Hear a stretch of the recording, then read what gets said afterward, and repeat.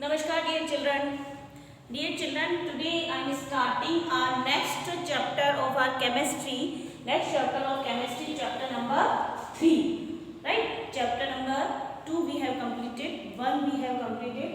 Next I am starting chapter number 3, atoms and molecules. It's a very interesting chapter, and in this chapter you will understand about what is the chemical reactions, what are the conservation of mass, constant properties, formula, how making a formula, and very important mole concept, atomic masses.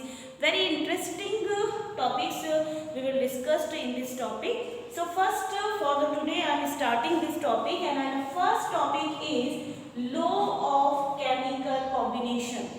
जब हमने chemistry पढ़ना start किया है तो chemistry में सबसे पहला word आता है chemical reaction, because in a chemistry there is atoms.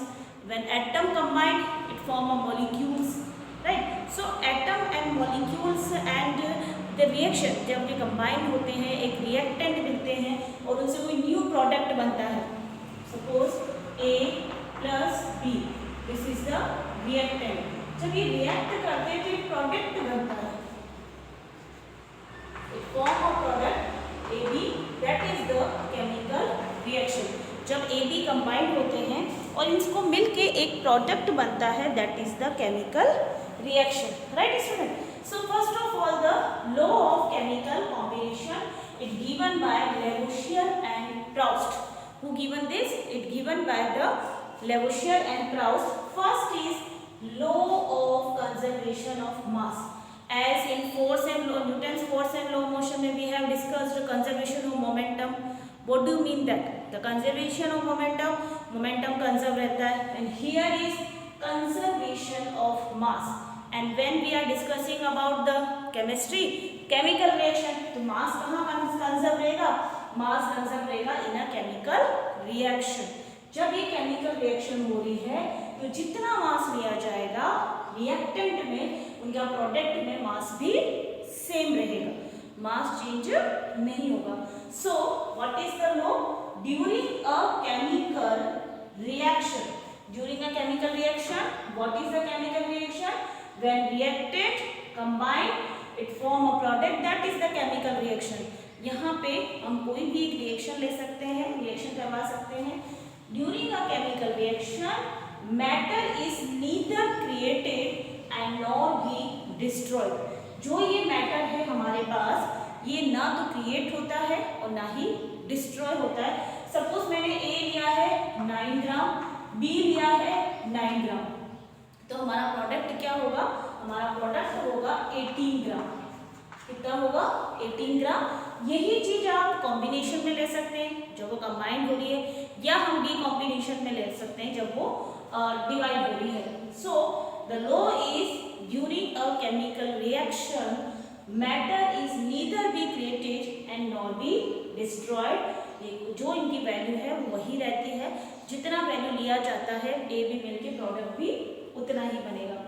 Next is law of, that is the conservation. Next is law of constant proportion.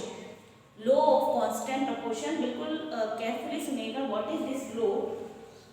In a chemical substance the elements are always present in definite proportion by mass. जो इन substance में elements use किए जा रहे हैं in a chemical substance, the element, जो elements use किए जा रहे हैं, always present in definite proportion.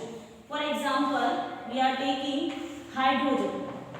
ये chemical reaction में टेक पार्ट लेते हैं. इनके जो एलिमेंट्स है, these are the elements. Elements जो है वो एक डेफिनेट प्रोपोर्शन के फॉर्म में रहते हैं. वो कैसे रहेंगे आपके? ये 2 होता है. ऑक्सीजन का जो एटॉमिक मास है वो 16 होता है. सो ये कैलकुलेट माइनस हो जाता है 1:8. ये आप आगे स्टूडेंट पढ़ेंगे what is the atomic mass, आगे फर्दर मैं आपको एक्सप्लेन करूंगी. और हाइड्रोजन का 1 होता है, 2 एटम है, देन 2, ऑक्सीजन का 16. तो ये डिवाइड होके इसको सिंपल रेशियो में कन्वर्ट किया 1:8. तो हाइड्रोजन कोई भी केमिकल रिएक्शन है तो हाइड्रोजन का जो प्रोपोर्शन है, जो डेफिनेट प्रोपोर्शन है वो रहेगा 1:8. 8, राइट स्टूडेंट? कितना रहेगा? 1:8. और भी ऐसे एलिमेंट्स है, further we will discuss. So that is first is law of combination. There is a two law of conservation of mass and law of constant proportion. Next student, it's a very important. John scientist थे, उन्होंने अपनी एक theory दी है, atomic theory. John Dalton scientist, name is John Dalton. Atomic theory है. Scientist थे John Dalton. उन्होंने अपनी एक एटॉमिक थ्योरी प्रेजेंट की कि what is the characteristics of the atom. उनके बेसिस पे उन्होंने अपनी एक थ्योरी प्रेजेंट की है, that is the Dalton atomic theory. So it's a very important and all 6 point of the Dalton atomic theory, it's very important, right? First is, according to the Dalton, all matter is made up of very tiny particle.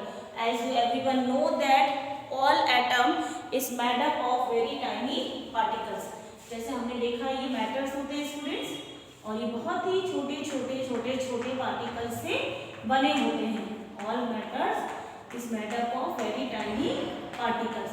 So what is the first point? The first point is all matter is made up of very tiny particle. यानी बहुत ही छोटे particle से मिलके बने होते हैं all matter. This is the particles. What is this? This is the particles. Next point, I hope you clear first point.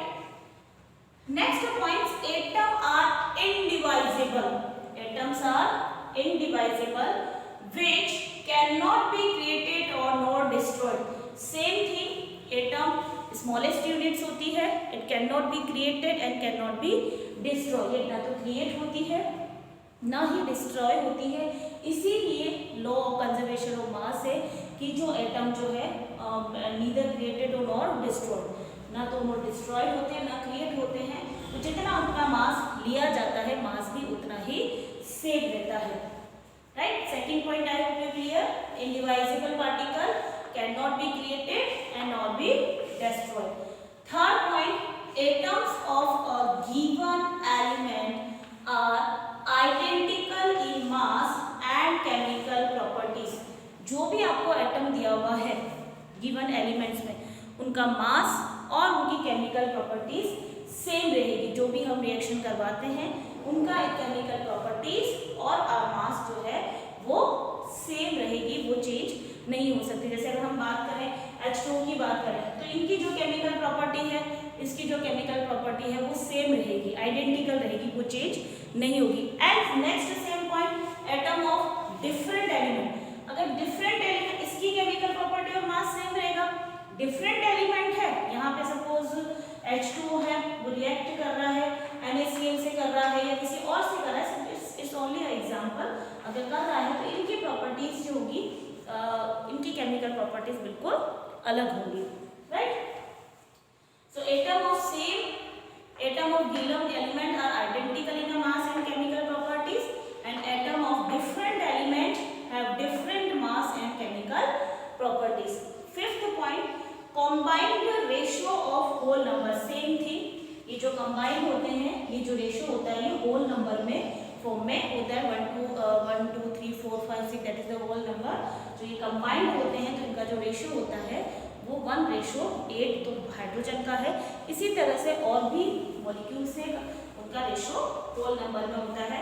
And the 6 point, relative numbers and kind of atom are constant. जो relative numbers होते हैं जैसे CO2, H2O, that is the relative numbers. तो जो relative number है वो भी constant होते हैं. रिलेटिव नंबर ये नहीं है कि एक केमिकल रिएक्शन में कुछ अलग हो गया और सेकंड केमिकल रिएक्शन में कुछ और हो गया, ऐसा नहीं होता है. केमिकल जो रिएक्शंस है उसमें जो रिलेटिव नंबर्स है वो भी कांस्टेंट होते हैं, सेम होते हैं, चेंज नहीं होते हैं, right? So it's a very important 6 point of John Dalton atomic theory. Again I repeat this. First is all matter is made up of very tiny particle. बहुत ही छोटे पार्टिकल से मिलके बने हैं. Indivisible होते हैं, cannot be created or destroyed. Of a given element are identical in chemical properties, इनकी chemical properties और मास सेम होगा, बट डिफरेंट एलिमेंट्स की डिफरेंट मास और डिफरेंट केमिकल प्रॉपर्टीज होगी, कंबाइंड होंगे, रेशियो ऑफ होल नंबर में combined होते हैं, and relative numbers and kind of atom are constant, जो इनके रिलेटिव नंबर्स होते हैं वो कांस्टेंट होते हैं। केमिकल कॉम्बिनेशन में दो लॉ है, law of conservation of mass and law of constant proportion. So I hope you all are clear about this today's topic. So note down in your register everyone and revise also. Everyone note down in your register and do revise. Okay student, thank you so much.